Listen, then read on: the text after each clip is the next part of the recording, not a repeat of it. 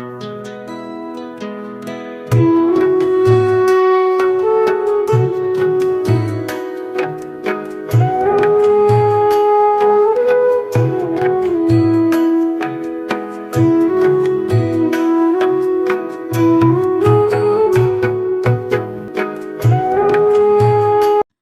అండి, welcome to Tamil Durga shorts. అందరూ ఎలా ఉన్నారు? బాగున్నారా? మేము కూడా చాలా బాగున్నాం. వీడియో చూస్తున్న ప్రతి ఒక్కరికి కూడా పేరు పేరున చాలా చాలా థ్యాంక్ యూ అండి.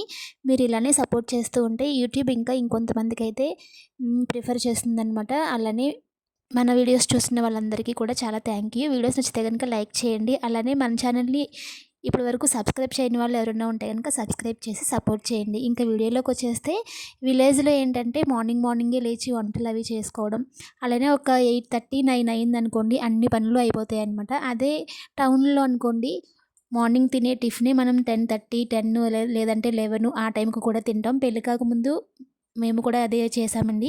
దానికి దీనికి డిఫరెంట్ ఇప్పుడు బాగా తెలుస్తుందనమాట. అంటే అప్పుడు జాబ్ చేసేవాళ్ళం కాబట్టి వీక్ ఆఫ్ వచ్చినా సరే, లేదంటే నైట్ ఇంటికొసరికి లేట్ అవ్వడం, నైట్ భోజనం తినడం లేట్ అవ్వడం ఇలా ఉండేదనమాట. కానీ పెళ్ళి అయిన తర్వాత ఇంకా మేము కొద్ది రోజులు చెన్నైలో ఉన్నాం కదండి, అక్కడ కూడా ఇలానే ఉండేది కొంచెం.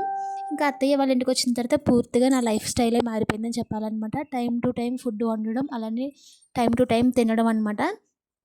పని చాలా ఉంటుందన్నమాట. పనితో పాటే తింటూనే ఉండాలి. లేదంటే మన వంటలో ఓపిక అనేది ఉండదనమాట. ఇంకా విషయానికైతే వచ్చేస్తే ఇక్కడ మార్నింగే నేను 5:30కి అయితే లేచానండి. ఎందుకంటే అత్తయ్య తిరుపతి వెళ్ళారనమాట. కాలినడకన తిరుపతి అయితే వెళ్తారండి ప్రతి సంవత్సరం. పోయిన సంవత్సరం మిస్ అయ్యారనమాట. ఇంక ఈ ఇయర్ నేను ఇక్కడే ఉన్నాను కదా అని చెప్పి అయితే వెళ్ళారు.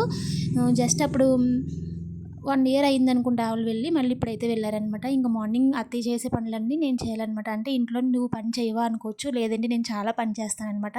అంటే 5:30కి లేగను కానీ 6:10, 6:30కి అలా లేస్తాను. ఇంక బాబుతో అయితే కుదరదు కదా.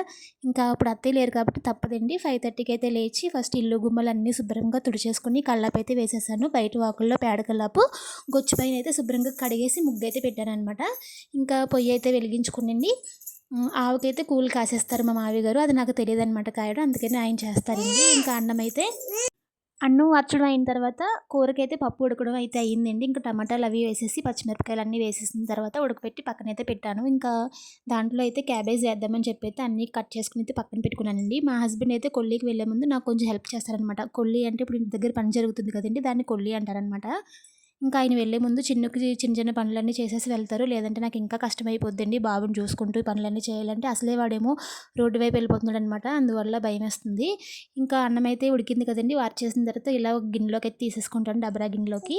ఇంకా కూర కూడా అయితే పప్పు క్యాబేజీ కాబట్టి కావాల్సినవన్నీ బయటకి అయితే తెచ్చేసుకున్నానండి. ఎందుకంటే ఇక్కడ పెట్టుకోవడానికి ఏమి ఉండదు కదా, అస్తమానం లోపలికి బయటికి తిరగడం ఎందుకని చెప్పి ఒకసారి తెచ్చుకుని అయితే పక్కన పెట్టుకున్నాను. చింతపండు కూడా నానబెట్టాను, ఎందుకంటే కొంచెం పప్పు పులుపులుగా ఉంటేనే బాగుంటుంది కదా అని చెప్పి.